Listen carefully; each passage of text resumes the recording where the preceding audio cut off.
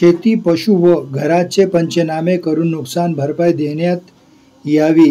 आज दिनांक 2 सप्टेंबर 2024 पाथरी तहसीलदार यांना निवेदन। पाथरी शिवसेना शिष्टमंडळ तर्फे पाथरी तालुक्यातील सर्वत्र ढगफुटी झाली असून अतिवृष्टी पाऊस झाल्याने शेती, पशु व धन व घराचे तत्काळ पंचनामे करून नुकसान भरपाई मिळण्याबाबत पाथरी तहसीलदार यांना निवेदन देण्यात आले।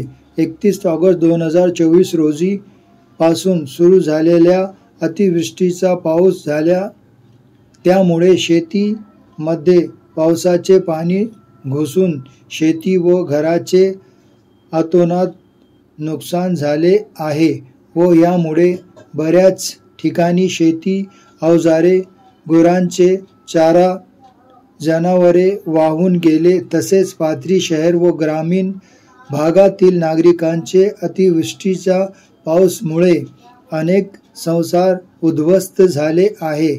आज शेतकऱ्याचा जीवनातील बैल पोळ्याचा सण हा आनंदाचा सण मानला जातो, परंतु दुर्दैवाने शेतकऱ्यावर दुःखाचा डोंगर कोसळला आहे।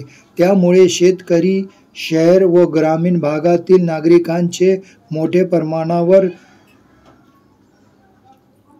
आर्थिक नुकसान झाले आहे। तसेच ग्रामीण भागातील गोदाकाठ व नदीकाठाच्या बऱ्याच गावाचा संपर्क तुटला आहे।